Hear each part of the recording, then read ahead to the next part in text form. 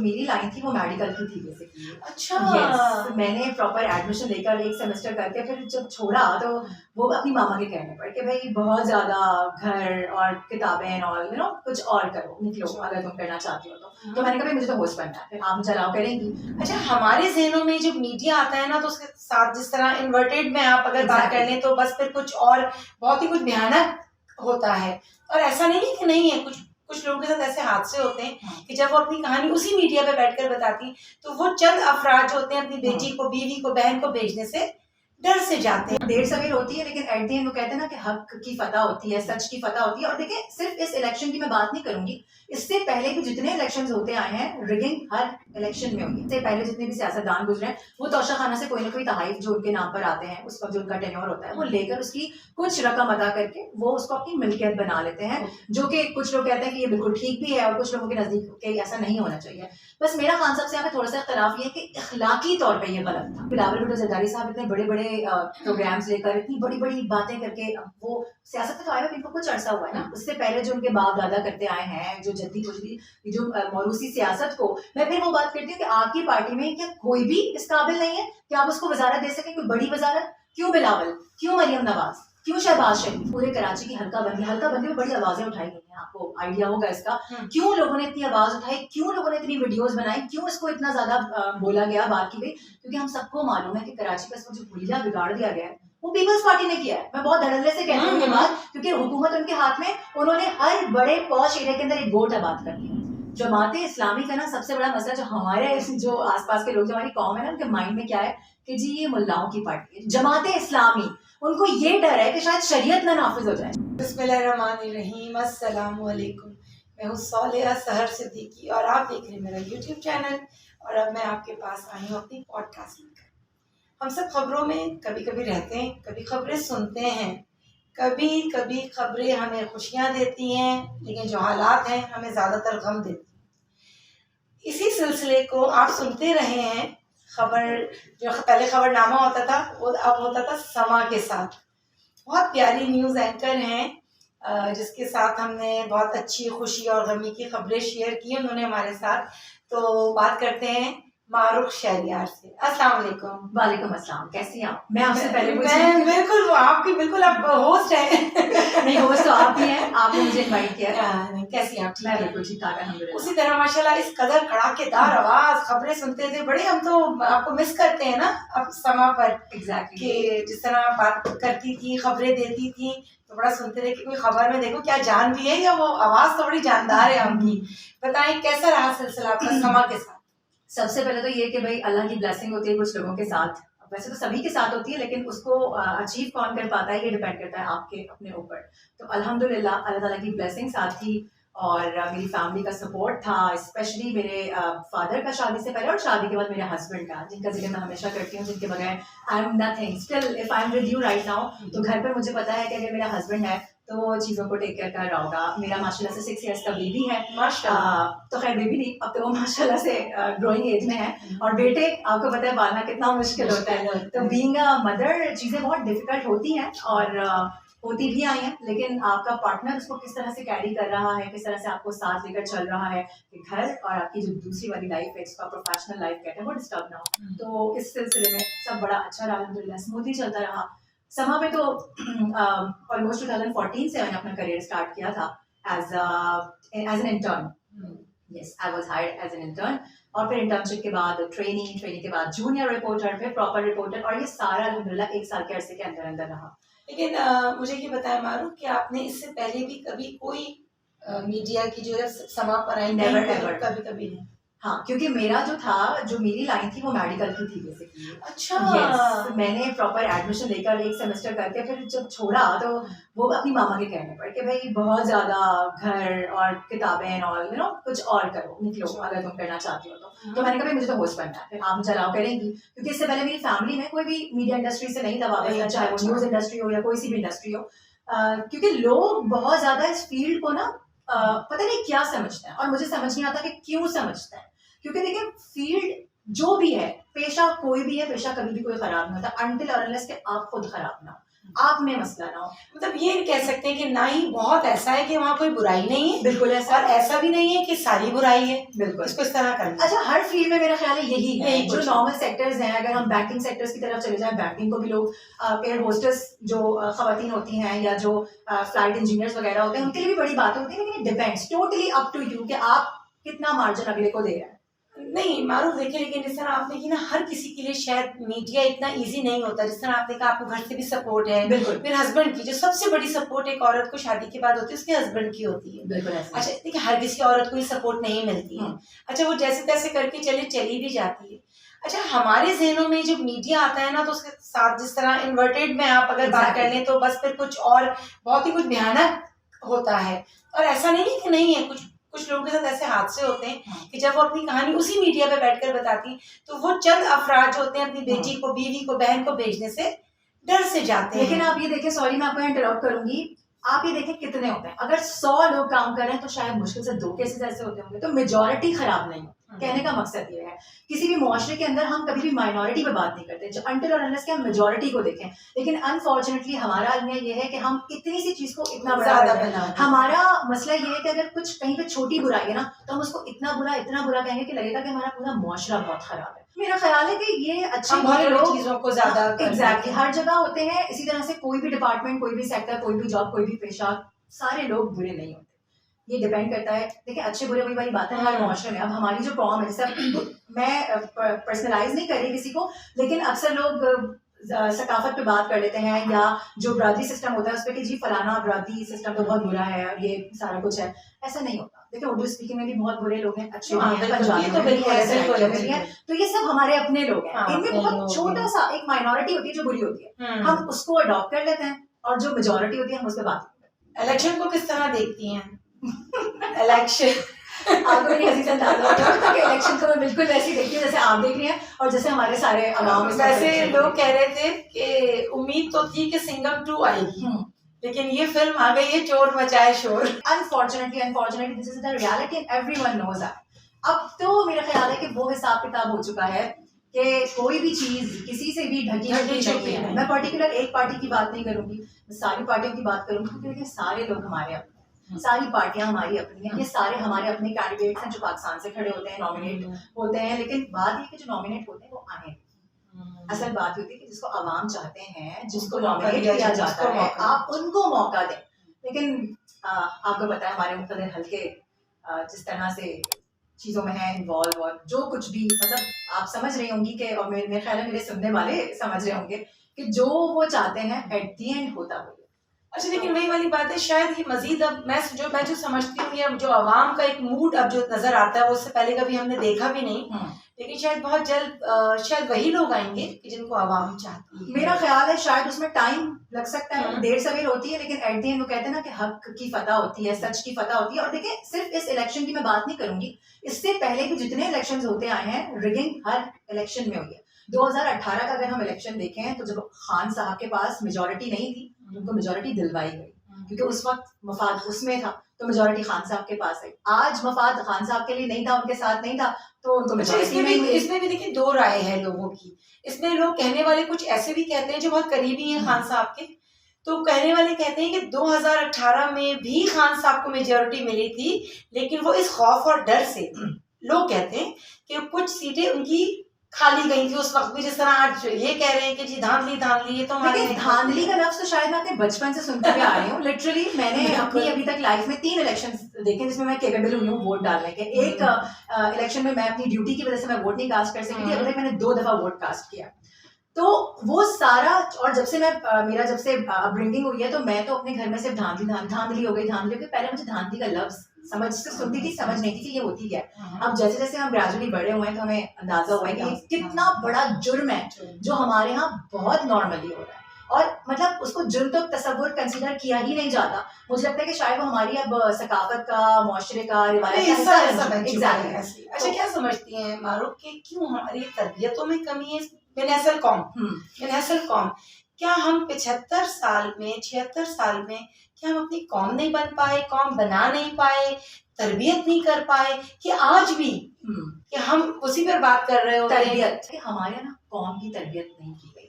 जितने भी हम बड़े बड़े ममालिक देख लें, जिनकी हम एग्जाम्पल्स देखते हैं, उनके यहाँ ना कौमों की तरबियत होती है प्रॉपर तरीके से, उसका एक सिस्टम बनाया जाता है। अभी तो यहाँ अल्लाह माफ करे, मैं बोलती हूँ पैदा कर करके बस छोड़ दिया है। ना घर से तरबियत, सबसे पहला होता है घर से आपकी तरबियत होना, ना घर से सही से तरबियत होती है, ना स्कूलिंग सिस्टम ऐसा है कि तरबियत पर जोर दिया जाए। यहाँ पे रटा रटाया कोर्स तो करवा लिया जाता है, लेकिन इंसान कैसे बनना है और उसमें एक अच्छा इंसान कैसे आप निकल सकते हैं, रूल्स कैसे फॉलो करने हैं, क्या आपके लॉज हैं, क्या नॉर्म्स हैं, आप बात ही नहीं करते, इस पर कोई काम ही नहीं करते। तो जाहिर सी बात है जब आपका पिछला सारा ऐसा होगा ना, तो आगे आने वाली नस्ल भी फिर ऐसी ही होगी। हमारे यहाँ तरबियत पे काम नहीं होता। और अब अनफॉर्चुनेटली, और मुझे शायद ऐसा नहीं बोलना चाहिए, लेकिन हमारी कौम इतनी हद तक बिगड़ चुकी है, खराब हो चुकी है। पूरी कौम में हम सब भी शामिल हैं, सब एक ही जैसे हैं। बिल्कुल। तो मुझे नहीं लगता कि अब ये मुल्क की कौम उस तरह से, जिस तरह से हम एक सोचते हैं, या जो एक आइडियल मुआशरा कहलाता है, वो बन पाएगा। मजीद कई सालों की शायद अब लोग कह रहे हैं कि 2-4 साल अगर आने वाली हुकूमत को दें तो ये मामलात हल हो जाएंगे। ये 2-4 साल की बात नहीं है, अभी बहुत 10-15 साल, क्योंकि पिछले 2-1.5 सालों में जो कुछ हुआ है, इकोनॉमी का इस वक्त जो हाल है, जो सियासत आप इस वक्त देख रही हैं, किस तरह की सियासत, गालम गलोच की सियासत। पहले सिर्फ एक पार्टी को कहा जाता था कि जी उनका इससे लेना देना है, अब सारी इसमें नहीं। लेकिन वही वाली बात है कि फिर हम अभी भी अपने आप को एक कौम तो कंसिडर कर ही नहीं सकते ना, हम कौम है ही कहाँ। फिर हम एक हुजूम है, एक रश है, एक भीड़ है। बिल्कुल ऐसे ही। अगर हम कौम होते तो फिर तरबियत याफ्ता होते। अभी तक हम उस प्रोसेस में आए नहीं। बिल्कुल, जहाँ पर हर चीज गलत को हमने अपना आइन तो नहीं कहूंगी, लेकिन अपने एक हिस्सा बना लिया है कि वो मेरी जिंदगी का हिस्सा है। अगर मैं रिश्वत नहीं दूंगा मेरा काम नहीं होगा, रिश्वत मुझे देनी है। मैं लाइन नहीं तोड़ूंगा, इसके बगैर करूंगा, ये मुझे करना है क्योंकि मैं जल्दी में हूँ।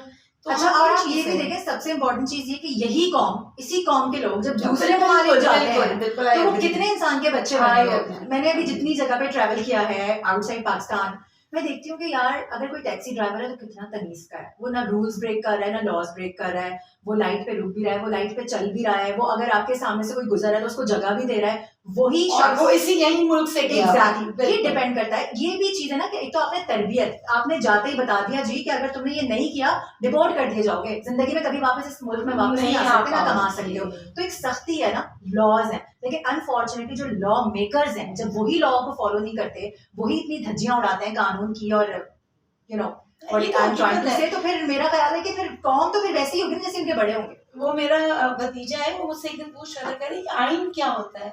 मैंने कहा बेटा मुझे नहीं पता। अच्छा, आपने भी यही जवाब? मैंने कहा बेटा मुझे नहीं पता, क्योंकि वाकई मैंने भी इसका नाम बहुत सुना है, लेकिन मैं जितना बहुत कम अक्ल समझ लीजिए और बहुत कम रखती हूँ इसका इतना शऊर, मैंने इस आइन को मोम की नाक की तरह देखा है। वाह, एक नाक होती ना मोम की, जहाँ जिसने जहाँ जाया उसने मोड़ा, उसने कहा ये आइन है।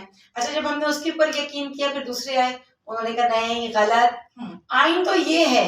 बिल्कुल ऐसे। वो मोम की वो नाक है कि जो जितना अपने हिसाब से मोड़ सकता है मोड़ लीजिए, आइन उसी का है। बिल्कुल ऐसे। और अभी हालिया दिनों में हमें ऐसी एग्जांपल्स मिली हैं कि शायद हमें पहले हमारी आइन को लेकर अगर हम बात करें, हमारे जो भी कवानीन हैं, या जो भी हमारा एक पूरा हिसाब किताब है सियासत का, कि किस तरह से आपको चीज़ों को लेकर चलना है, केसेस जजेस के हवाले से अगर हम बात कर लें, जो एग्जांपल्स हमें अभी मिली हैं रिसेंटली, बिल्कुल मैं हालिया पास्ट की बात करूंगी, रिसेंट पास्ट में हमें पहले कभी नहीं मिली। सबसे इंपॉर्टेंट चीज देखें, मैं तो अपने चैनल पे बैठ के बहुत कुछ बोल रही होती हूँ, लेकिन अब जब किसी और जगह पर आके बात करते हैं ना और अपनी बात पहुंचाते हैं, तो उसका जो इन्फ्लुएंस आता है वो बहुत डिफरेंट होता है। अभी हालिया दिनों में जो हमने देखा कि जिस तरह से केसेस बनाए गए, मैं किसी पार्टी को फेवर नहीं कर रही हूँ उस वक्त, मैं एक नॉर्मल और हक की बात कर रही हूँ। बुशरा बीबी के साथ जो कुछ किया है इस वक्त, जो दौर अभी गुजर रहा है और जिससे वो गुजर रही है, चले ठीक है आपने 10 तरह के केसेस बना लिए, आप 100 तरह के केसेस बना लिए, लेकिन जहां पर बात औरत की आ जाती है ना, औरत की पर्सनल लाइफ पर, और ऐसी चीज जिसको आप सिर्फ एक औरत ही समझ सकती है, आपने वो केस देखिए मारूफ, इस पे जितने कसूरवार मेरा ख्याल जो फैसला साज थे या जो भी था जिसने भी किया, मैं उनसे कई गुना ज्यादा अगर इस मामले में कसूरवार समझती हूँ तो उन शरिया के पहरेदारों को समझती हूँ। बिल्कुल। देखिए मुझे कहने का कोई हक नहीं हो, मुझसे बेहतर होंगे, लेकिन मैं वैसे एक औरत बात कर रही हूँ। मेरा इतना पर्सनल मसला कि जिसने अल्लाह रब्बुल इज्जत ने मुझे उसका, जिसको आप अल्लाह ने भाई और बाप से छुपाने का के लिए कहा है, दुनिया के आप मुझे ये बताएं तो कहाँ थे जब जिनकी तरफ हम देख रहे होते हैं ना। कहने को तो वो सिर्फ बुशरा बीबी का मसला था, लेकिन वो तमाम औरतों को उसमें शामिल कर लीजिए। देखिए एग्जाम्पल सेट होती है ना, हम क्या रिप्रेजेंट कर रहे हैं अपने माशरे की। हमने इंतजार किया, हमारे एक मुफ्ती साहब अक्सर बैठ के शादियों पर जोर देते हैं, बहुत देते हैं, और अच्छी बात है, दीजिए।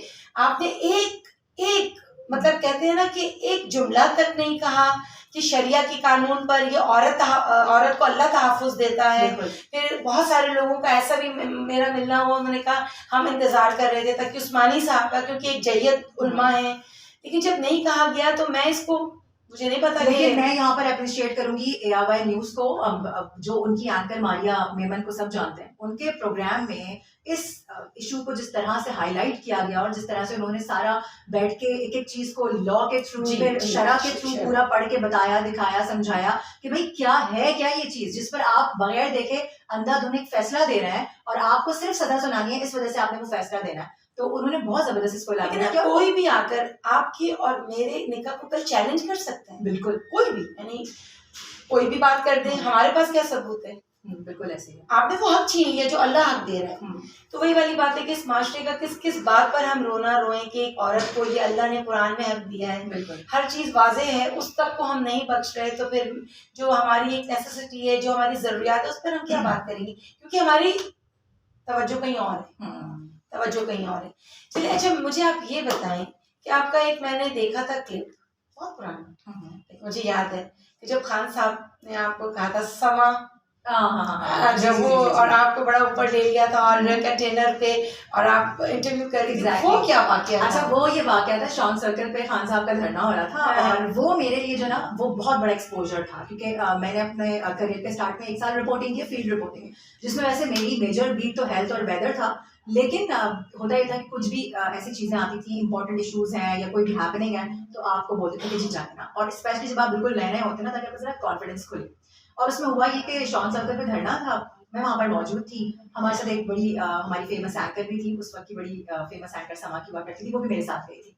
तो खैर बहुत मजे का मुझे याद है वो वाकया कि मैं बड़ी परेशान थी, और लाइक कि मैं किसी तरह से बात करूं, क्योंकि चैनल पे ना एक चीज होती है कि अगर आप किसी से साउंड बाइट लेकर आ रहे हैं, जिसको हम शॉर्ट से साउंड बाइट्स कहते हैं, कि जो पर्सनल एक आपने उससे बात कर ली, जाके माइक आगे लगा दिया, वो आप क्या कह रहे हैं, वो आपके वो बात का क्या जवाब है, तो बड़ी अचीवमेंट। तो मुझे था कि मैं वहां पर मौजूद हूँ, कुछ ना कुछ मुझे एक्सक्लूसिव करना है, और वो अल्लाह के करने से कुछ ऐसा एक्सक्लूसिव हो गया था कि मैं वहां पर मौजूद थी, और उन्होंने मतलब खान साहब ने कहा कि समा का माइक, तो मुझे बड़ी खुशी हुई।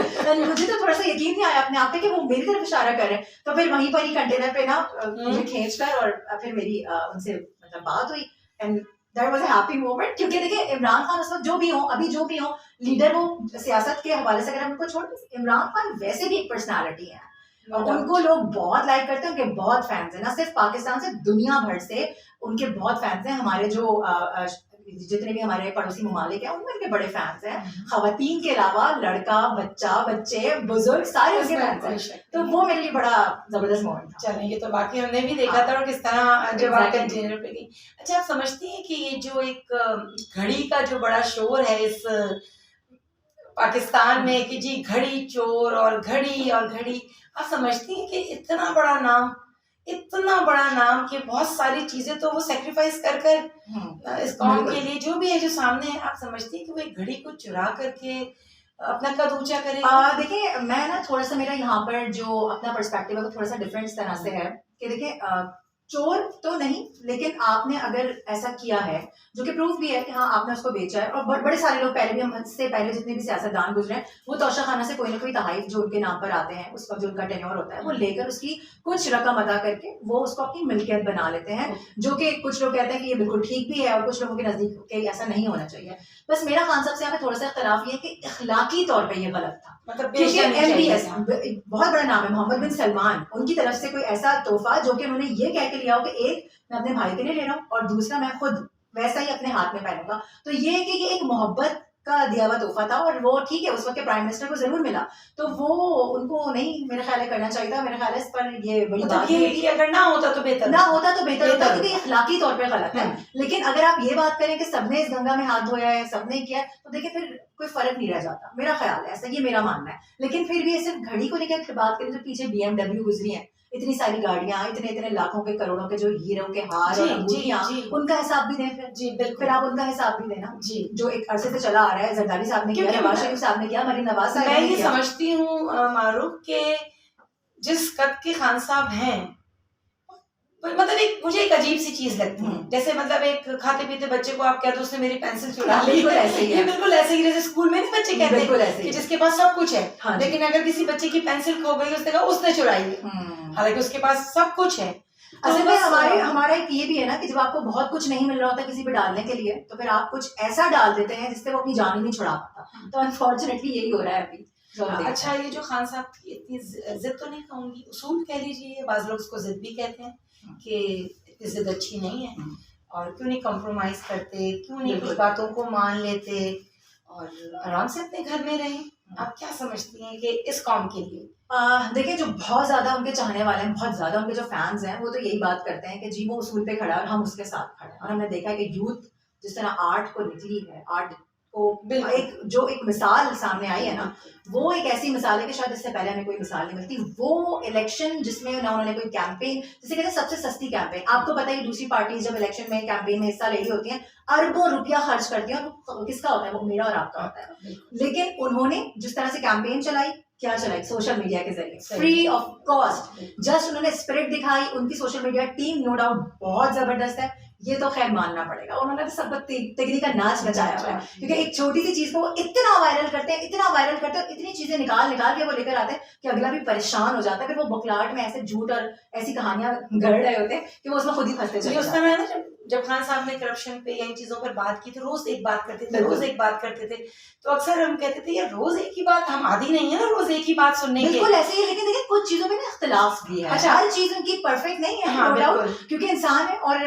ये बात तो बिल्कुल फैक्ट है, ये सब जानते हैं कि थोड़ी सी जिद उनमें है और थोड़ी सी अना भी कह लीजिए कि है। देखिए, चूंकि आपको ना हमेशा सच का साथ देना चाहिए, तो आई थिंक मुझे यहाँ पर मैं समझती हूँ कि मैं बहुत खुल के बात कर सकती हूँ, तो थोड़ा सा उसको पीछे रखना चाहिए। ऐसी स्टेट में जब आप हो, जब आपको पता हो कि स्टेट में स्टेट वालों का राज है, आपको पता हो कि मुख्तलिफ हलकों के बगैर आप नहीं चल सकते, आपने चलना है तो उनसे बना के रखनी है। और अनफॉर्चुनेटली हमारे यहाँ सजाओं का और जफाओं का और ये जितने भी हमारे यहाँ केसेस होते हैं ना, इनका इन्हिसार भी इसी पर है।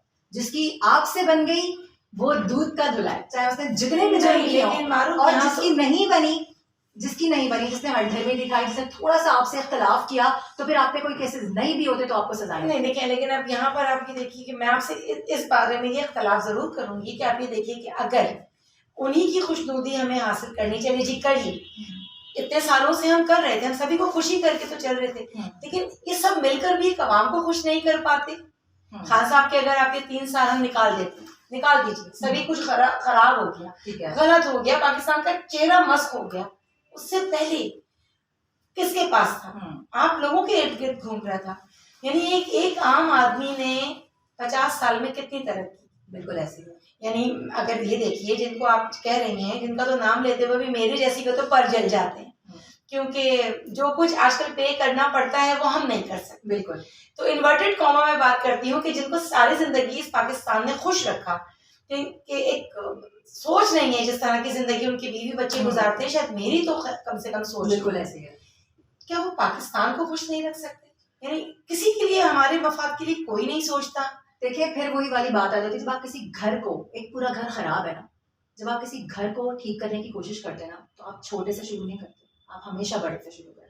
और बड़े से शुरू करने के लिए सबसे पहले आपके अंदर एक वो जो एक खुद साख्ता चीज होती है ना, ज़मीर का जागना, वो बड़ा जरूरी होता है। जब किसी घर में बहन भाइयों में लड़ाई हो जाती है ना, तो जो घर का बाप या घर का बड़ा सरबरा होता है ना, वो बहुत ऐसा किरदार अदा करता है कि वो घर को एक दफा फिर से जोड़ने की कोशिश करता है। वो कोशिश करता है कि जितने भी बच्चे उनमें आपस में इख्तिलाफ ना हो, बहुत ज्यादा इत्तेफाक हो, प्यार मोहब्बत हो, क्योंकि एट द एंड सारे उसी की अपनी औलाद है। लेकिन जब घर का सरबरा मुतनाज़ हो जाए ना, तो फिर उसके बाद कुछ बाकी नहीं रहता। उस घर के बच्चे, उस घर के अफराद सरबरा पर भी बिल्कुल रिलाई नहीं करते, बिल्कुल भरोसा नहीं करते, बिल्कुल वो एग्जाम्पल। घर का खानदान का जो बड़ा होता है, अगर वो सबके लिए एक फैसला नहीं करेगा, बिल्कुल मतलब अपने लिए कुछ, आपके लिए कुछ, उसके लिए कुछ, तो वो फिर शराज़े खानदान के तो बिखर जाते हैं। ऐसे ही है, क्योंकि वो बच्चा जो बड़ा हो रहा होता है वो कहता है अब देखिए उनको तो ये नहीं कहा था, मुझे ये कहा। तो इस जो कौम के साथ सुतेला माँ तो नहीं, बाप भी सौतेला है इस कौम का। तो क्योंकि जो बाप बन के आते हैं, जो हलफ उठाते हैं, वजीर आजम एक बाप होता है, बिल्कुल एक सदर एक बाप होता है, लेकिन इस कदर सौतेला बाप कि इस कौम के बारे में नहीं सोच रहा। वो जो बच्चे स्कूल से महरूम है, सेहत से महरूम है, ये कौन सोचेगा? आपकी आपसी लड़ाई। आई एम सॉरी टू से मैं नाम लेके बात करूंगी, बिलावल भुट्टो जरदारी साहब इतने बड़े बड़े प्रोग्राम्स लेकर इतनी बड़ी बड़ी बातें करके, वो सियासत में तो आए हुए इनको कुछ अरसा हुआ है ना, उससे पहले जो उनके बाप दादा करते आए हैं, जो जद्दी बुजदी जो मौरूसी सियासत को, मैं फिर वो बात करती हूँ कि आपकी पार्टी में क्या कोई भी इस काबिल नहीं है कि आप उसको वजारत दे सके, कोई बड़ी वजारत? क्यों बिलावल, क्यों मरियम नवाज, क्यों शहबाज शरीफ, इसके अलावा क्या कोई नहीं? क्यों हमजा शहबाज? आपके पास इतने बड़े बड़े नाम हैं, इतने जबरदस्त पॉलिटिशियंस हैं।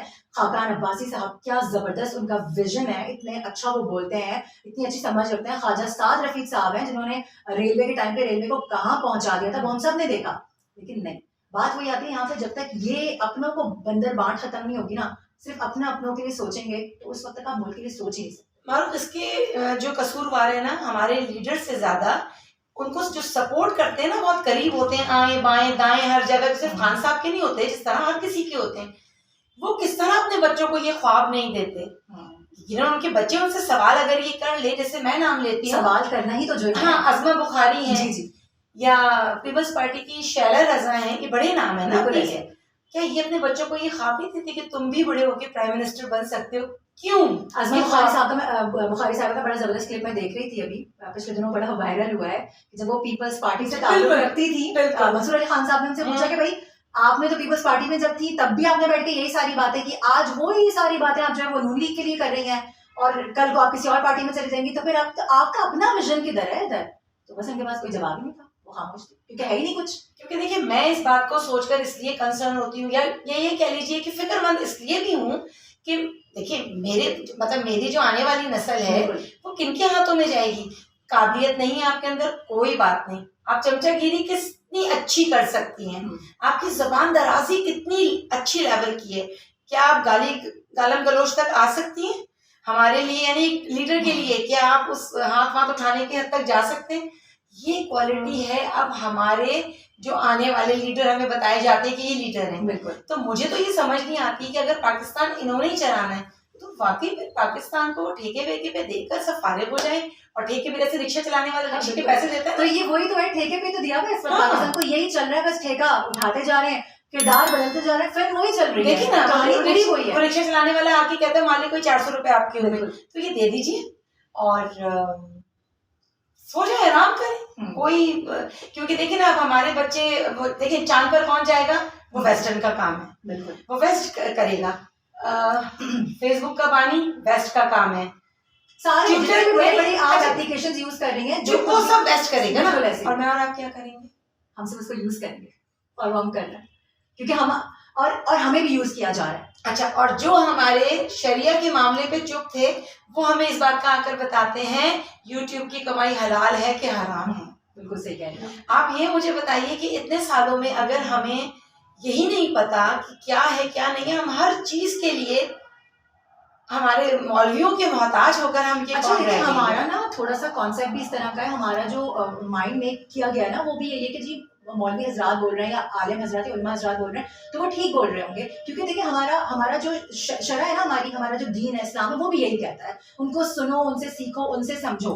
लेकिन अब आप देखें कि उन सबके किरदार कितने मुतनाज़ हैं, उनकी आपस में नहीं बन रही होती, वो एक को चैलेंज दे रहे हैं, दूसरे को वो चैलेंज कर रहे हैं, मनाजरे के चैलेंज हो रहे हैं। आप मुफ्ती हजरात हैं, आपका काम एक दूसरे को चैलेंज देना नहीं है, मनाजरे करना नहीं है, आप शरीयत पे बात करें, आप बात उस मुल्क की सोच, उस मुल्क के जो लोग हैं रहने वाले, उस पर बात करें कि किस तरह से आपको। आप तो ये बात कर रही है ना कि चैलेंज देते हैं, जब गंदी और गलीज जबान इस्तेमाल करते हैं ना, सरों पे अमामा और टोपियां रखकर, मैं किसी के भी खिलाफ नहीं और ना ही मैं किसी के साथ हूँ। मुझे पता है कि अल्लाह ने मुझे कुरान रखने के लिए नहीं दिया, पढ़ो और समझो, उस पर अमल करो। बिल्कुल, लेकिन मैं उस दिन से इख्तलाफ खुलकर करती हूँ कि जब इतने मामले में नहीं बोले तो फिर इस मामले पे आप ना बोले। अभी जो रिसेंट केस हुआ है, जो हलूत बेसिकली हलूत लिखा हुआ था, उसकी जो शर्ट थी खातून की, जो कि लाहौर में वाकई इंसिडेंट हुआ है, उसके बाद हमने देखा कि किस तरह से एक एसपी को बहुत ज्यादा चढ़ा दिया गया। एसपी का चढ़ाना बनता है, ठीक है, उसने अपनी जान बचाई है, लेकिन उसके बाद जाके उसने अपनी सारी मेहनत तेल कर दी। यानी हम इतने तो डरे हुए, इतने हम बिल्कुल अपनी बाउंड्री में रहने वाले लोग हैं, उससे निकल के कभी नहीं सोचते। उसने बचा लिया आके और फिर थाने में ले जाके क्या किया कि उन्हीं जो वहाँ पे मौलवी हजरात है, मतलब मैं तो मुल्ला बोलूंगी क्योंकि मौलवी और मौलाना और ये आलिम तो बहुत ज्यादा एक इज्जत का एक लफ्ज है ना, क्योंकि मैं इस वजह से ऐसी बात कर रही हूँ। जब मैंने उस शख्स का इंटरव्यू सुना, उससे एक एंकर ने पूछा कि यार तुमने इस तरह क्यों किया, आपने क्यों किया? उसने कहा कि पता नहीं, मुझे लगा था कि उसमें कुरान लिखा हुआ है। तो तुम कैसे कह सकते हो कि उसमें कुरान लिखा हुआ है? तो खुद बोल रहा है मैं कुरान नहीं पढ़ा। वो शख्स कह रहा है कि मैंने कुरान नहीं पढ़ा, मुझे नहीं पता कि कुरानी आयत कैसी होती हैं, लेकिन मुझे लगा कि ये कुरान लिखा हुआ है, तो मैंने फोन करके इधर उधर लोगों को जमा किया। एक भीड़ जमा हो गई, आसपास सारे भेड़िए जमा करके आप उस औरत पे भौंकने लगे। मतलब ये हमारा मुआशरा। और वो एक ऐसी साहिबा आती है, आस्तीन चढ़ा के यूं बचाती है, ले जाती है और थाने ले जाके आप उन मौलवियों के बीच में बैठ के उस औरत को जलील करवाती हैं, माफी मंगवा के, जिसका कोई कसूर ही नहीं था। आप हीरोइन जब बनती, और फिर मैं बोलती हूँ ना कि मुझे लगता है सिर्फ हमारा ही मुआशरा नहीं, पूरी दुनिया ही एक अजीब तरीके से चल पड़ी है कि उनको शाही मेहमान बनाया जा रहा है पूरी फैमिली के साथ। अच्छा, उन्होंने ऐसा क्या किया? यही तो बात है कि उन्होंने ऐसा क्या किया। उन्होंने सिर्फ कह रहे हैं जी एक इंसानियत की जान बचा, एक इंसान की जान बचाना पूरी इंसानियत की जान बचाना। यार आपका काम है, आपका काम है, आपको ट्रेनिंग की आपने अपना काम किया है, कुछ नया नहीं किया। हमारे जो आर्मी चीफ साहब हैं, मतलब पाकिस्तान के वालिद है ना, वो तो बड़े हैं वालिद हैं, तो वालिद ने उनको बुलाकर दस्ते शफकत रखा। बिल्कुल, वो बच्चे बड़ी बात है। देखिए, अगर वो वालिद साहब उस बच्ची को भी बुला लेते ना, वो भी कौम की बेटी है, सही बात कि जिसको इतना हरास किया, जिसको कितना टॉर्चर किया, जो डरी हुई थी कि शायद मैं अब कत्ल कर दी जाऊंगी। और आप अलमिया ये देखेंगे, वो जब मुझे तो मेरे हस्बैंड ने बुला के ये दिखाया, मैं तो अपना घर में थी और कुछ काम में मसरूफ थी, तो मेरे husband was using a phone और उन्होंने मुझे कहा कि यार जरा इधर आओ, तुमने वाकया देखा क्या हुआ है, बड़े सारे लोग इस पर लिख रहे हैं। मैंने कहा मेरी नजर से गुजरा था वो। मतलब मेरे हस्बैंड बैठ के बोल रहे हैं कि यार मुझे ना दुख हो रहा है, मुझे अफसोस हो रहा है इस औरत पे बेचारी पर, कि वो किस तरह अपने खावन से बिल्कुल चुपकी हुई, डरी हुई, सहमी हुई खड़ी हुई कबा रही है। और ये हमारे एक तो मुआशरा। फिर उस पर जो लोग उनको बचाने आए वो भी सुभान अल्लाह कि उन्होंने आके जो कुछ किया वो भी फिर देखा हम सबने कि जो जिसकी जरूरत नहीं थी उन्होंने वो किया। देखिए, ये तो शुक्र करें कि वो अपने शौहर के साथ खौफ से चिपकी हुई थी, वरना ये कौम तो अब इस तरह है कि अगर कोई मर रहा होता है या जल रहा होता है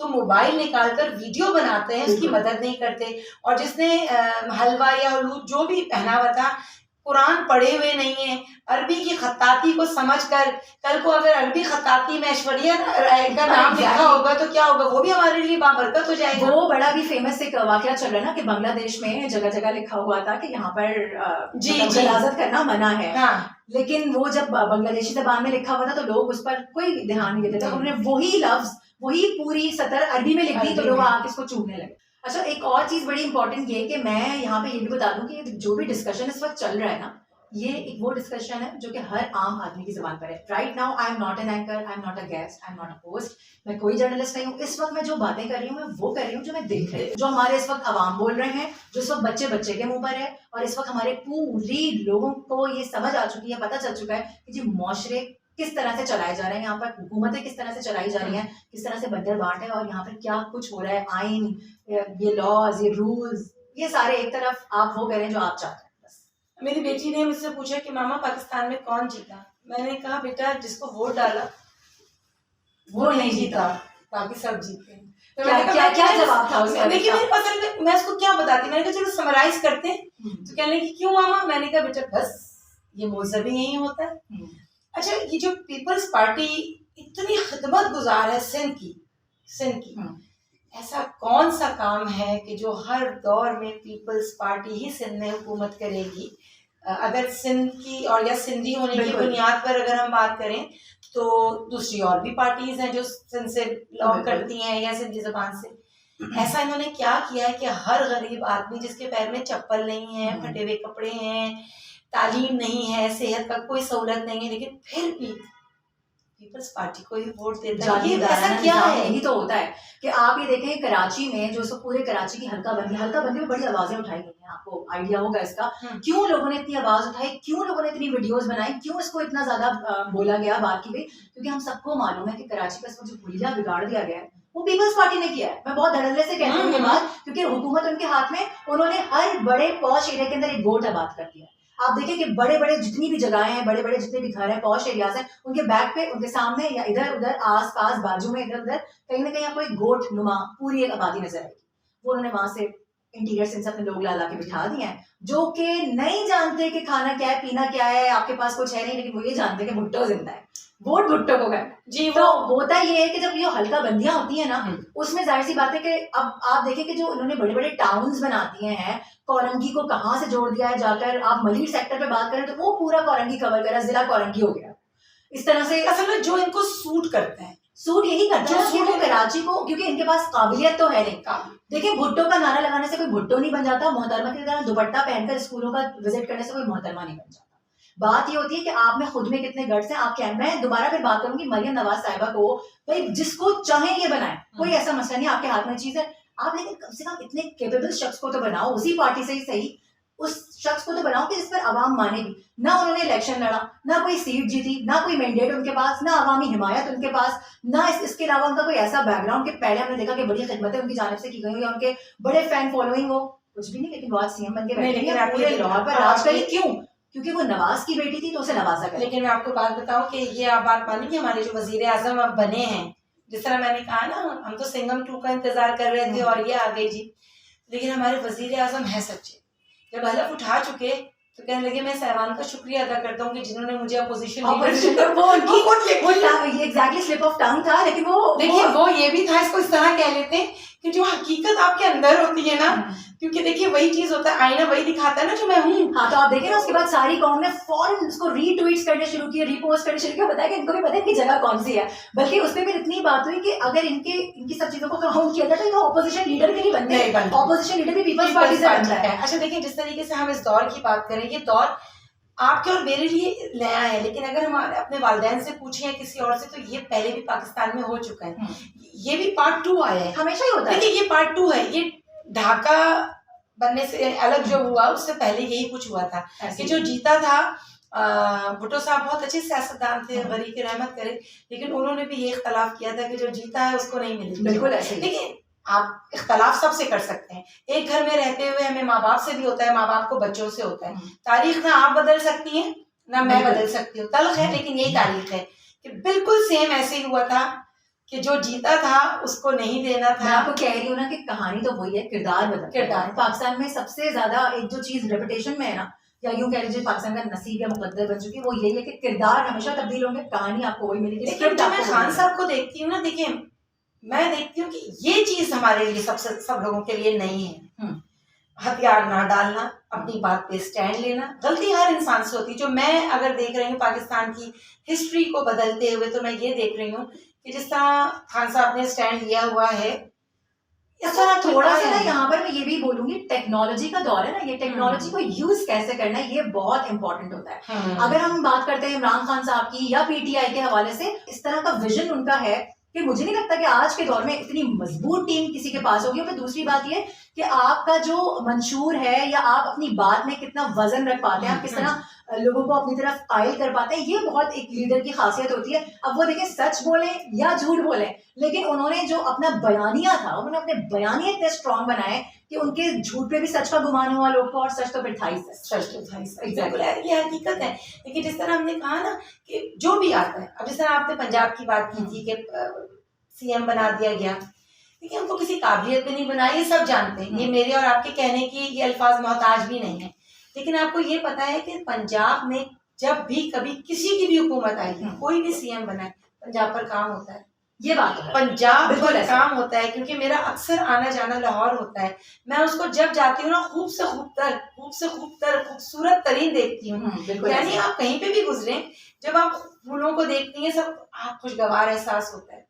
मेरा अभी जाना हुआ, एक हमारे पीपल्स पार्टी के ही हैं सईद गनी साहब, तो उनके हल्के में गुजर हुआ। आप यकीन करें, मैं अल्लाह ताला से उस वक्त भी कह रही थी, अल्लाह मुझे माफ कर दीजिएगा और आपका बहुत शुक्र है, वहां लोग रहते हैं, आप सिर्फ उनके हल्के में जाकर एक विजिट कर आइए। लेकिन फिर मुझे किसी ने कहा कि इनको घर बैठकर कुछ शायद इनकम सपोर्ट के कुछ पैसे मिल जाते हैं, घरों में बैठे हुए हैं, बाहर का जो हाल है उससे कोई फर्क नहीं पड़ता। अल्लाह अकबर। यानी मैं खुद हैरान थी। मैं वही तो बात कर रही हूँ, थोड़ा सा आप पैसा उनको दें, वोट आपका पक्का, आपको सहूलत मिले ना मिले, आपके पास आसपास आसाइशें हो ना हो, उनको इन चीजों से फर्क नहीं पड़ता, क्योंकि वो जो एक पूरी है ना, वो जो उनका वाला एक हल्का है, या आप कह लें जो उनकी सराउंडिंग्स हैं, जो वो लोग हैं, वो एक अलग ही किस्म के लोग तो हैं। फिर इनको नई सोच क्यों कहते हैं? जो कहते हैं ना एक नई सोच है, नया विजन है सिर्फ बिलावल के नाम पर नई सोच, उनका अपना नया कुछ भी नहीं है। अभी तक वो वही बातें करते आ रहे हैं, वही सब कुछ करते आ रहे हैं जो भुट्टो ने नारे लगाए थे। जब भी इस बात पे वो कहते हैं कि भुट्टो जिंदा है, भुट्टो जिंदा है, मतलब आप इस पे इम्प्लीमेंट भी तो करके दिखाओ। आप देखो कि पूरे पूरे सिंध के अंदर, कराची का, पूरे सिंध का तो जो हाल है इंटीरियर का, वो तो आप छोड़ें, लेकिन कराची देख के दुख होता है, अफसोस होता है। लिटरली मैं अपने हस्बैंड से अक्सर बोलती हूँ कि यार निकले यहाँ से, लिटरली निकलो यहाँ से, क्योंकि अब हम अपने बच्चों की अपब्रिंगिंग यहाँ नहीं कर सकते।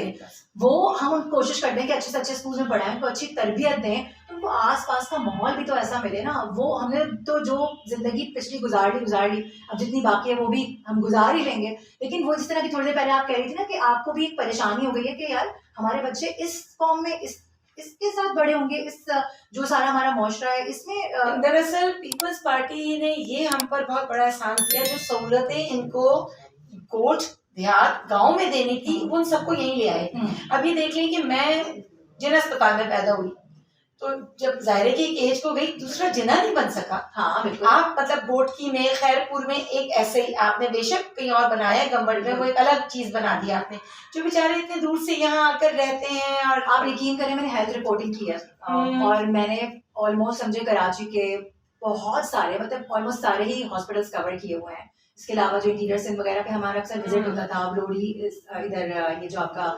थर वाली जगह है सारी, ये वाला सारा एरिया, और भी सारे, इतना अगर ज्यादा दूर न जाओ, कराची से थोड़ा सा, कराची के अंदर ही अंदर बाउंड्रीज में कॉर्नर पे है गोट का, मुझे एग्जैक्टली नाम याद नहीं आ रहा, वहाँ पर एक फिस्टूला का बहुत बड़ा हॉस्पिटल बना हुआ है। गंबट नहीं, गंबट नहीं है, वहाँ पे बहुत बड़ा हॉस्पिटल बना हुआ है, रेडी गोट। ओके, रेडी गोट में बात करें, खवातीन का वो हॉस्पिटल है।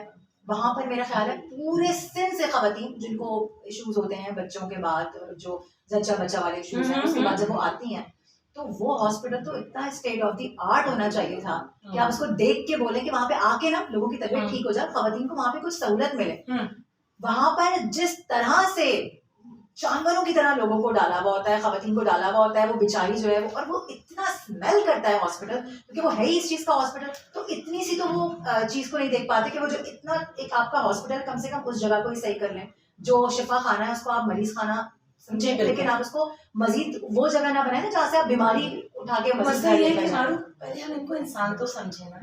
आप तो इंटरनेट की बात कर रही हैं, मैं जिना गई किसी काम से, तो जिना की इमरजेंसी में जाने के लिए मुझे कितने मरीजों पे से ना इधर से उधर, उधर से उधर, मतलब मुझे वो बिखरे पड़े में, कितनों का तो नंबर नहीं आया, और कितनों के मरीज अंदर हैं, तो उनके जो घर वाले हैं वो बाहर बेयारो मददगार जो है वो हैं। तो पहले हम सबसे पहले ये शर्त है कि हम इनको इंसान तो समझें, फिर सहूलत देने का भी दिल चाहेगा। देखिए सहूलियात है कुछ सिंध के, कराची के कुछ हॉस्पिटल्स में है, जैसे मैं ये जो आपका हार्ट का हॉस्पिटल है जिना के बिल्कुल सामने, कार्डियो जिसे आप कहते हैं, या NICBD, वो भी सिंध हुकूमत के ज़ेरे निगरानी और उनके सारे तवज्जुह से चल रहा है। वहाँ पे निज़ाम बहुत अच्छा है, वहाँ पे इलाज बहुत अच्छा है, लेकिन अगेन वहाँ का माहौल अच्छा है। वहां पर आप अंदर एंटर होते तो आपको अंदाजा होता है कि जैसे पता नहीं कहाँ आ गए, गर्द गुबार इतना ज्यादा है कि आप यकीन करें कि थोड़े से किलोमीटर पे जो डिस्टेंस पे बंदा खड़ा होता है वो नजर नहीं आ रहा होता। ये अंदर का मैं आपको OPD का और उन जगहों का हाल बता रही हूँ जहाँ मरीज लाखों की तादाद में रोजाना आते जाता है। और हार्ट के हॉस्पिटल है, उनको कितना ज्यादा खुद को कवर करना होता है, उनको आपको कि अपने आप को इस तरह से सेफ रखना होता है कि आपको सांस का कोई मसला ना हो, क्योंकि हार्ट मतलब इंटरलिंक्ड होती है आपकी चेस्ट और सारी चीजों से, लेकिन वहाँ पे इस चीज का ख्याल नहीं होता। नो डाउट मैं फिर बोलूंगी सिस्टम बहुत अच्छा है, इलाज बहुत अच्छा है, लेकिन वहां पर माहौल नहीं है, सफाई नहीं है, जिस तरह से उसको रखना चाहिए था वो चीज नहीं है। उनसे बोलो, उनकी इंतजामिया से तो वही कहते हैं कि जी जो लोग यहाँ आते हैं ना वो इस तरह से करते हैं। नहीं तो वही वाली बात है कि जिस तरह हमारे पास कानून तो है, कानून की किताबें भी हैं, आप सख्ती करें तो कोई नहीं करेगा। कानून तो बहुत अच्छे बनाए हुए, किताबों के अंदर तो सब कुछ बहुत अच्छा है। आप NICBD पे बात कर रही है ना कि डस्ट गुबार, कानून की किताबों पे भी तो डस्ट है, क्योंकि कानून तो नो डाउट बहुत जबरदस्त बने हुए हैं, वो मुझे भी तहफ़्फ़ुज़ दे रहे हैं, आपको भी दे रहे हैं, भूखे को खाना भी दे रहे हैं, सब कुछ किताबों में लिखा हुआ तय है कि मैंने और आपने पाकिस्तान को कैसे चलाना है, और मैंने और आपने पाकिस्तान में कैसे रहना है, दोनों के लिए तय है, दे नहीं पा रहे। आप कानून की बात करिए, भी हालिया दिनों में आपने शायद खबर पढ़ी होगी, मैंने इस पर वीडियो भी की थी, मुझे बड़ा अफसोस हुआ था ये देखकर। अभी ये मेरे ख्याल है 2 हफ्ते पुरानी बात होगी। जमात इस्लामी जो एक पार्टी है ना इस वक्त, वो भी बड़ी ज़बरदस्त पार्टी है, लेकिन अनफॉर्चुनेटली मुझे नहीं पता उनके हिस्से में क्यों वोट नहीं आते हैं, मैं क्या ऐसी चीज़ें, जबकि उनका जो मोटिव है वो बहुत ज़बरदस्त है। जिस तरह से पीटीआई ने यूथ को अपने साथ किया है ना, एक बहुत बड़े तबके को जमात इस्लामी ने भी अपने साथ किया। अभी रेप केसेस के हवाले से करारदाद उनकी जो सेनेटर उनकी जानिब से पेश की गई कि जी उसको इम्प्लीमेंट करवाने की उन्होंने कोशिश की कि जो रेप के केसेस है ना उनको सरेआम फांसी दी जाए। जो मुजरिम है उसमें, जो डिक्लेयर्ड है कि भाई इसने जुर्म किया है, साबित हो गया मुजरिम है, उसको जेल में सड़ने की जरूरत ही नहीं है, उसको चौराहे पर लाए और उसको सजा दें। उसमें सारी पार्टियों ने मुखालिफत कर दी, इंक्लूडिंग पीटीआई, जो कि रियासत मदीना की हमेशा बात करती है। यहाँ पे मुझे थोड़ा सा इख्तिलाफ हुआ, तो रियासत मदीना में तो जो इस तरह का जुर्म है, इस तरह का मुजरिम है, उसके लिए कानून है 100 कोड़े तो छोड़ दें। पता है क्या उसके लिए कानून है? चूंकि मैं खुद भी देखिए हाफिज़ कुरान हूँ, तो मुझे कुछ चीजों का जहाँ तक पता है तो मैं वो जरूर बात करती हूँ और मैं कोशिश करती हूँ कि मेरे तवज्जुह से अगर किसी को कुछ अच्छा पता चले, संसार भी और गर्दने धड़ों से उड़ा दी जाए, चाहे वो मर्द हो या औरत, लेकिन हमारे यहाँ उसकी सब ने मुखालिफत की, वो एक कोने में चली गई। और जी शरीर रहमान थी वहाँ पे, साहबदार थे नून लीग की जानिब से, इसके अलावा पीटीआई की जानिब से जो लोग वहाँ पे सेंटर्स वगैरह थे, उन सब ने कहा कि नहीं ये तो बहुत एक अजीब सा अलमिया हो जाएगा, माशरे में एक अजीब सी हम मिसालें पैदा कर देंगे। आप ये मिसाल पैदा करो, 1 दफा 2 दफा 3 दफा हद सजाएं दोगे तो ये गंदे जुर्म घिनौने जुर्म आपके माशरे से खुद ही खत्म हो जाएंगे। डर होगा ना कानून। मेरी एक दफा मुलाकात हुई थी नईमुर रहमान साहब से, मुश्ताक अहमद साहब थे। अच्छा, नईमुर रहमान साहब से मैंने भी उनसे ये सवाल किया था कि आपकी नीयत भी अच्छी लगती है, आपका विजन भी बहुत अच्छा लगता है, क्या वजह है कि कभी भी पाकिस्तान ने, कराची ने आपके ऊपर इतना ट्रस्ट किया नहीं, पाकिस्तान ने नहीं किया। की बात जी जी, हाफिज नईमुर रहमान साहब। तो मैंने उनसे ये कहा था, मैंने कहा कि कहीं ऐसा तो नहीं कि जमात इस्लामी के कौल और फेल में तजाद है, क्योंकि कभी भी आपको वो मनसब ये कौम देना नहीं चाहती। आपके जलसों में आएगी, नाते सुन लेगी, झूम भी लेगी, अल्लाह भी कर लेगी, सब कर लेगी, लेकिन आप पे वो ट्रस्ट नहीं करती कि आपको वजीर आजम का मनसब, वजीर आजम तो बहुत दूर की बात है, एमएलए एमपीएस जो होते हैं उनको किस तरह से सीटें। तो मैंने उनसे ये कहा था, मैंने कहा मुझे लगता है कि या तो फिर जमात इस्लामी के कॉल और फेल में तजाद है कि आप लोग कहते कुछ हैं और जब आप लोग कुछ और। अच्छा देखिए, चूंकि मैंने बड़ा पर्सनली ना, क्योंकि ज़ाहिर हर पार्टी से हमारा एक होता है कि हम देखते हैं, समझ रहे होते हैं चीजें किस तरह चल रही हैं क्या नहीं। जमात इस्लामी का ना सबसे बड़ा मसला जो हमारे जो आसपास के लोग, जो हमारी कौम है ना, उनके माइंड में क्या है कि जी ये मुल्लाओं की पार्टी है जमात इस्लामी। उनको ये डर है कि शायद शरीयत ना नाफिज हो जाए, शरा नाफिज ना हो जाए, हमारी आज़ादियां खत्म ना हो जाए, हम पे सख्तियां ना हो जाए, औरतों को सर पे दुपट्टा रखने के लिए मजबूर ना किया जाए, शलवार कमीज पहनने पे मजबूर ना किया जाए, या ये लोग आ जाएंगे जमाती आ जाएंगे तो फिर तो जगह जगह पे मिलाद और ये सारी चीजें, तेज आवाज में गाने नहीं सुन सकेंगे, ड्रामों की फहाशी खत्म हो जाएगी। ये सारी चीजें हैं जो हमारा जो इंटेलेक्चुअल तबका, जो हमारा एक बहुत ही ब्रॉड माइंड तबका, जो कि खुद को पता नहीं क्या समझता है, शायद मुझे लगता है कि ये वजह है कि अभी तक ना वो वाला एक पर्सपेक्टिव इनका बन नहीं पाया। वरना इस जमात में ना किसी भी किस्म की मुझे लगता है कि कोई बुराई काम भी करते हैं। आप देखिए खिदमत के जितने भी रजाकार हैं, इन्हीं की टीम है ना ये सारी। हर डिजास्टर में, चाहे वो सैलाब हो, कोई परेशानी हो, कोई आफत हो, आग लग जाए, कहीं बिल्डिंग गिर जाए, कहीं पे कुछ भी हो जाए, इनके रजाकार सबसे पहले आपको। असल में हमारी कौम बहुत बहादुर कौम है, वो कहती है अल्लाह ताला से हिसाब किताब कर लेंगे, आखिरत में जाकर सारे हिसाब किताब हो जाएंगे, बस जीते जी शरीयत में मत फंसाइए। और इस तरह मुझसे एक खातून कहने लगी कि नहीं जो डॉक्टर स्टार अहमद है बड़े सख्त हैं। मैं कह रही वो सख्त नहीं है, वो जो कुरान है ना उसको एज इट इज बता दो। एग्जैक्टली गलत मैं और आप है, बिल्कुल ऐसे ही। अब मैं और आप अमल नहीं कर रहे तो वो कहाँ गलत हो गए, गलत तो हम है। तो ये लोगों की अब एक मिजाज ये बन गया है कि हम असल में ना आधे तीतर हैं और आधे बटे हैं। तो हम वही बच्चों की नजर में ना लड़ते लड़ते हो गई गुम, एक की चोंच और एक की, तो हमारा वही हाल है, किसी की चोंच नजर आएगी, किसी की दुम नजर आएगी।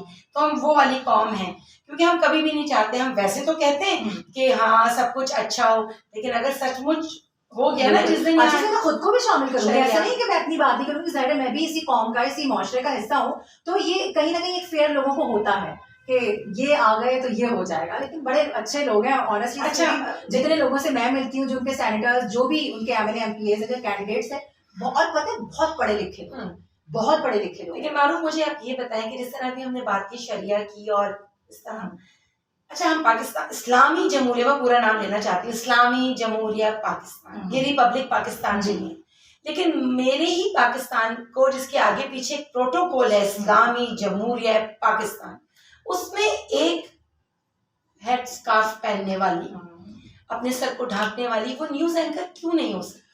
बहुत जबरदस्त आपने सवाल किया है। क्यों नहीं हो सकता? हमारे 1-2 चैनल्स हैं जिन्होंने इसको प्रमोट करने की काफी कोशिश भी की है, जिसमें मैं नाम भी ले लेती हूँ, चले कोई ऐसा मसला नहीं है। जो सच टीवी है, उनकी जो खवातीन एंकर्स हैं वो हैड कवर करके आते हैं विदाउट कवरिंग देयर हैंड्स। नहीं देखिए, उन पे कोई जोर जबरदस्ती ऐसा नहीं कि अब जैसे हमारे यहाँ क्या होता है, मैंने देखा है, मेरी अपनी एक फ्रेंड है जो कि एक दूसरे चैनल में काम करती है, रिपोर्टिंग करती है वो, उसने मुझे बताया कि मुझे बहुत हर्डल्स होती है यहाँ पे जब मैं स्कार्फ लेती हूँ, हिजाब लेती हूँ। मुझे कहा जाता है कि जी आप बिल्कुल पहने, लेकिन जब आप कैमरे के सामने आए, लाइव हिट्स दें या लाइव बीपर्स दें तो आपने ये उतार देना। तो मैंने कहा क्यों यार, क्यों? अब आप ये देखें, जब हम गल्फ की बात करते हैं, अरब की बात करते हैं, तो वहाँ हमारे न्यूज एंकर से कई गुना ज्यादा मॉडर्न है। बिल्कुल। लेकिन उनको पता है कि ये हमारा एक लिबास है और उसमें बहुत खूबसूरत लगती है, बहुत जबरदस्त। लेकिन ये जब हम ये बात करते हैं ना, जिस तरीके से अब 8 मार्च आने वाला, हमारी बहनों का, मैं बताती हूँ ना, मोमबत्तियां वाली एग्जैक्टली, वो मोमबत्तियां वाली जो है वो सारी जमा हो जाएंगी, सारी जगह जगह पे आपको नजर आएंगे एहतजाज करती हुई। उनको आजादी चाहिए। अच्छा ये मुझे बताए, तो फिर उस बच्ची को आजादी क्यों नहीं है? वही तो बात है। अच्छा उनको आजादी क्या चाहिए? खुद वो जिस तरह के भी हुलिये में होती हैं, जहाँ पे खड़ी होती हैं, नाच भी रही हैं, लाउड स्पीकर्स पे बोल भी रही हैं, पीएम हाउस के सामने खड़े होकर आप बोल रहे हो, और क्या आजादी चाहिए भाई आपको? नहीं, अगर तो आपको आजादी अगर उनकी आजादी है तो मैं उन अपनी बहनों के लिए भी बात करूंगी, उन अपनी बेटियों के लिए भी बात करूंगी कि जो अपने सर को स्कार्फ से ढांकती हैं, उनको भी उसी तरह मौका दीजिए। अगर उनको कोई चैनल मौका देता है तो यकीनन स्क्रीन पे मौका नहीं देता। यकीन जानिए वो खूबसूरत लगेगी खबरें पढ़ती हुई भी, कोई भी मॉर्निंग शो करती हुई भी, वो भी इस माशरे का आप देखिए कि सम ऑफ द टाइम होता ही है कि जब कभी रमजान है या कोई ऐसी ट्रांसमिशन है जिसमें हमें बहुत ज्यादा इस्लामिक पॉइंट ऑफ व्यू से चीजें दिखानी, तो हम अक्सर सर पे दुपट्टा कैरी करते हैं। कोई ले ना ले, मैं अक्सर देखती हूँ। बिल्कुल ऐसा होता था कि मैं बोलती थी कि यार जो हो रहा है मैं देखूंगी ना, लेना चाहिए आपको, क्योंकि एक शर्म और हया भी होती है ना। देखिए वैसे तो आपने शर्म हया बेच दिए गए, लेकिन कम से कम जब आपके सामने अल्लाह रसूल की बात हो रही है या कोई कुरान करीम के हवाले से कुछ चल रहा है पूरा टॉपिक, तो तब कम से कम ये होता है ना कि आप मुस्तकिल, आपके सामने मुफ्ती भी बैठा हुआ है, आपके सामने जो है वो ट्रांसलेटर्स बैठे हुए हैं जो कुरान पाक का तर्जुमा करें, आप कैसे बगैर दुपट्टे के बैठ सकते हैं? तो आप यकीन करें, मुझे इतने मैसेजेस आते हैं, इतने मेरे इंस्टाग्राम पे इतने लोग मुझसे बोल रहे होते हैं कि आज आप बहुत अच्छी लग रही थी, या ये आप कैरी क्यों नहीं करती, या आपको इस तरह क्यों नहीं बैठने देते, या आपको बैठना चाहिए, आप मतलब कोशिश कर, हम कम से कम कोशिश तो कर सकते हैं, लेकिन कोशिश नहीं करने दी जाती। तो चैनल्स में ये एक है। अच्छा देखिए, अब रमजान आ गए, कम से कम रमजान का एक पूरा महीना हर चैनल के ऊपर बड़ा ख्याल रखा जाता है इन चीजों का। क्या ही अच्छा हो कि रमजान के इस महीने में हम उन बच्चों को प्रमोट करें जो मदरसे में पढ़ते हैं, बिल्कुल बहुत क्वालिफाइड है, बिल्कुल कोई उनकी इंग्लिश भी बहुत बेहतरीन है, उनके पास दीन का भी इल्म है, बनिस्बत ये कि कुछ लोगों को हम अमेरिका से बुला लेते हैं, हालांकि उनका कोई, रमजान से मैं ये नहीं कहती वो मुझसे बेहतरीन मुसलमान होंगी, लेकिन रमजान के लिए प्लीज नहीं, जितनी स्लीवलेस पहनने वाली होती है मुझे कतई एतराज नहीं है, इवन की पर्सनल है, सबके सीने लग जाती हैं। और एक और बात, हम रमजान ट्रांसमिशन किससे करवाते हैं? जो कुरान नहीं पढ़े होते, जो नमाजों के बात पर आ रही हूँ, तो कितना अच्छा हो। बिल्कुल, क्या पूरे आप 11 महीने नहीं, आप उन्हीं को बुलाइए। आप बड़े बड़े एक्टर्स को ले लेते हैं, आप बड़ी बड़ी एक्ट्रेसेस को महंगे दामों, जो कि आपका एक महीने का बजट अगर मैं आपको बता दूं तो आपको यकीन ही ना आए, वो इतना बजट लेकर आती है। सही कह रही हैं। मुझे ये बताएं, तो क्या ही अच्छा हो कि कोई अमेरिका से आ रहा है जब आपकी फील्ड नहीं है। देखिए आप अपने काम में बहुत माहिर हैं, आप बहुत अच्छा डांस करते हैं, आप एक्टिंग है, एक्टर है, जो आप लोग करते हैं आपकी फील्ड है। रमजान में दीन पर बात करना आपकी फील्ड है। बिल्कुल ऐसे है। देखिए मैं अगर अचानक चली जाऊँ ना कहीं पे भी और मैं किसी भी एक्टर को कहूँ आपको नहीं आ रहा, हटे मैं करूँ, नहीं वो मेरी फील्ड नहीं, आप यही कहेंगे। बिल्कुल ऐसे। आप खबरें पढ़ती है ना, मैं आपसे सीख जरूर सकती हूँ, मैं आपकी जगह नहीं लूंगी क्योंकि मैंने खबरें नहीं पढ़ी। हर इंसान को अल्लाह रब्बुल इज्जत ने अलग अलग सलाहियत दी, तो कितना अच्छा हो कि हमारे चैनल्स रमजान में जो बेहतरीन क्वालिफाइड बच्चे हैं, जो दीन के ऊपर स्कॉलर्स हैं हमारे, उनको लेकर आए, उनको बिठाइए, एक महीना अपनी दौलत उनको दीजिए, ताकि वो भी एक अच्छी अपनी जिंदगी को गुजार सके जिसके लिए वो कोशिश कर रहे हो। बेसिकली मीडिया ट्रेंड सेटर होता है, वही वाली बात, अगर हम ये ट्रेंड सेट करेंगे तो फिर हमारे लोगों को ये सब देखने की आदत भी हो जाएगी। कहा यह जाता है कि जी हमारे चूंकि लोग देखना नहीं चाहते यार, क्योंकि आप दिखाते नहीं। आप अपने ड्रामे देख लो, आप अपनी फिल्म इंडस्ट्री उठा के देख लो, आप अपने मॉर्निंग शोज देख लो, किस तरह के टॉपिक्स। अच्छा देखिए एक चीज और भी है मारूफ, हमारे यहाँ रिटायरमेंट का कोई तस्वुर कहीं पे भी नहीं है। हमारे सियासतदान, अल्लाह माफ करे, बस मैं क्या ही बोल रही, सही कह रही हूँ, रिटायरमेंट भी मिल जाती है, कहीं पे नहीं है। अच्छा हमारी मीडिया में भी नहीं है। अब मैं रीमा जी का नाम ले रही थी, जिनको मैं कह रही थी कि अमेरिका से आती है रमजान ट्रांसमिशन करने। रीमा जी आपके पास किस चीज की कमी है? बिल्कुल सही बात। अल्लाह ने आपको मकाम भी दे दिया, दौलत भी दे दी, शोहरत भी दे दी, अच्छा शौहर, अच्छा घर, एक अच्छी जिंदगी। आप लोग खुद क्यों नहीं मना करते? आप लोग ऐसे मशवरे क्यों नहीं देते कि नहीं ऐसा करें, आप उस बच्ची को आगे लाइए, आप उसको मौका दीजिए। और कितना बहुत जबरदस्त बात आप लोगों के पास बहुत ज्यादा जमा हो गया है, लेकिन आप लोगों की वजह से कोई और वहां तक पहुंच नहीं पा रहा। तो अगर आप लोगों को कोई अप्रोच करता है कि प्लीज आइए, तो आप ये बताइए कि जो पूरी साल जो प्रैक्टिस में है ना वही ये काम देखिए, करे तो पूरा ज्यादा वो अच्छा है। पूरी जिंदगी अपनी यही प्रैक्टिस कर रही है बच्ची जी। कि मैं दीन को समझूं, दीन पे अमल करूं, तो व्हाई नॉट कि 1 महीना इन बच्चों का होना चाहिए। बहुत जबरदस्त, आपने बहुत जबरदस्त बात की है और इस तरह लोग नहीं सोचते और आपकी सोच माशाल्लाह, मतलब मैं खुद भी देख रही हूँ कि आपके उसमें एक चीज है कि आप इस चीज को समझ कर बोल रही है ना, आपको पता है कि यार ये होना चाहिए। और आप जैसी बहुत सारी हमारी माएँ बेटियां खौतीन होंगी जो कि इस तरह सोचती हैं और बहुत से लोगों को एतराज होता है। क्योंकि देखिए आपने मुझे एतराज है, मैंने एतराज रीमा पे किया, बरमला किया, मैं वसीम बदामी पर करती हूँ क्योंकि वसीम बदामी को पीछे हटना पड़ेगा। 11th आवर वो करते हैं, फिर भाग भाग के जाते हैं, शो करते हैं, फिर भाग भाग के जाते। भाई आपको किसने कह दिया है चैनल करवा रहे हैं? नहीं, आप अकेले कुल नहीं है। देखिए फिर मैं कह रही हूँ चैनल करा रहे ना, चैनल खुदा नहीं है, चैनल के साथ आप रखिए तो सही ना बात। देखिए मैंने वो दौर, मैंने वो मकाम पाया, लेकिन वो जो 4 बच्चे मुझे देखते हैं ना, हम वसीम भाई जैसी जिंदगी गुजारें, हम वसीम भाई जैसी गाड़ी रखें, कौन देगा उनको मौका? सही बात है, कौन देगा? क्योंकि जब मैं भी मीडिया को देखती थी, मेरे तो एक मोहसिन है, मैं कभी इंशाल्लाह अपने पॉडकास्ट में उनका भी नाम लूंगी कि जिन्होंने मुझे इतनी वो की कि आप कर सकती हैं, वरना हर इंसान में सलाहियत अल्लाह रब्बुल इज्जत ने दी है। कम या ज्यादा पे बात हो सकती है कि कम या ज्यादा, लेकिन वही बात है कि जब आप अपनी जगह नहीं छोड़ेंगी, मैं अपनी जगह नहीं छोड़ूंगी। इस बात से लीजिए कि जब एक लड़की बहू बनकर आती है, जब वो सास बनती है, उसको 2 स्टेप पीछे होना पड़ता है क्योंकि एक नई नस्ल आ जाती है। तो आप उसको जगह देते हैं ना, जगह देनी पड़ती है। अगली दफा में उसी ने सारा कुछ करना है, आपके बाद आपके पीछे क्यों उसको ट्रेन करते हैं? क्यों? आप लोग खुद कहिए कि नहीं हमने बहुत अच्छा वक्त गुजारा, अब हम पीछे रह के इनकी रहनुमाई करेंगे। बहुत अच्छा, आप उनकी रहनुमाई कीजिए। और जो ये रमजान है मारूफ, ये इन बच्चों के लिए होना चाहिए जिनका पूरा साल अल्लाह को राजी करने में गुजरता है, ना कि सिर्फ ये कि बगैर आस्तीनों के कपड़ों में आस्तीनें लग जाएं। ऐसी कौन सी मजबूरी है? आप उन्हीं को ले लीजिए ना कि जो शरिया पर्दा करती हैं, जो पूरे साल के 12 महीने इसी तरह से रहते हैं, उनको ले लीजिए। 1 महीने आपके चैनल का अगर उधर चला जाएगा तो आप गरीब नहीं हो जाएंगे। हर बच्चे को मौका मिलना चाहिए और इसका मौका चैनल दे ना दे। हमारे जो सीनियर, बल्कि मैं तो ये कहूंगी कि जो बुढ़ खुड़ू सीनियर एंकर है उनको अपनी जगह छोड़ देनी चाहिए। तो मसला ये कि लोग उस जगह के मजे, जैसे देखे ना इक़्तिदार है ना, इक़्तिदार लोग नहीं छोड़ते, सियासत लोग नहीं छोड़ते, तो प्लीज फिर अपने प्रोग्राम में बैठ के सियासतदानों को फिर हम हर वक्त जो तोल आमते उन्हीं को दे रहे होते हैं ना, फिर सब हकदार है। बिल्कुल ऐसे ही अपने आप को भी देखना चाहिए कि आप किस कैटेगरी में। मैंने बिल्कुल टिपिकल जो मैं अक्सर ये बात करती हूँ ना, तोल आनत, तो फिर ये इंसान को खुद अपने हिस्से की खुद अपने मुंह पे डाल देनी चाहिए, क्योंकि हम माशरे को सुधारना चाहते नहीं। हम नमाजी बनना नहीं चाहते, हम नमाजी दिखना चाहते हैं। बिल्कुल ऐसे ही है। हम पर्दा करना नहीं चाहते, हम उसकी तरह लगना चाहते हैं। हम सारा 11 महीने हम करते हैं डांस, पार्टीज, सारे काम। 12वें महीने आप जहमत क्यों? बात आ गई ना, देखिए तरबियत की कमी आ गई ना यहाँ पर, तरबियत और किस तरीके से आपने अपनी कौम को लेकर चलना है। फिर वही वाली बात अगेन कि शरीयत का नफाज जब तक शरअ नाफिज। हम देखिए, मैं एक बहुत इंपॉर्टेंट बात यहाँ करना चाहूंगी, अफगानिस्तान की हुकूमत को हमारे यहाँ बहुत ज्यादा क्रिटिसाइज किया जाता है।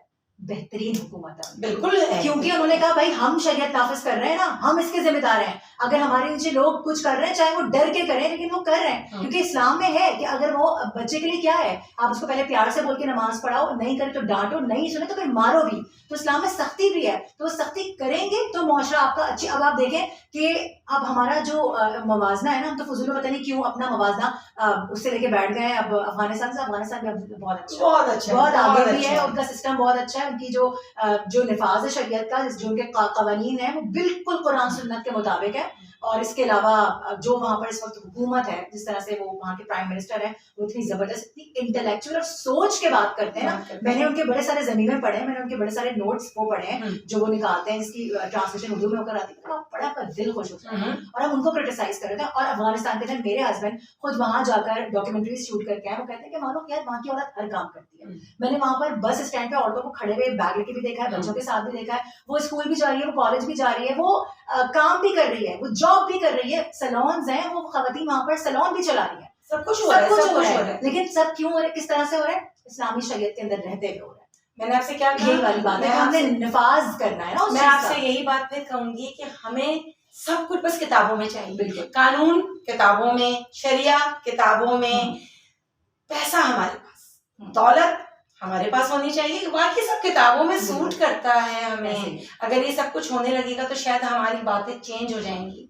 ये ऐसे ही है, बिल्कुल ऐसे ही है, क्योंकि हम नहीं चाहते, हम सिर्फ नमाजी देखना चाहते हैं, बनना नहीं चाहते। ये बिल्कुल ऐसे ही है।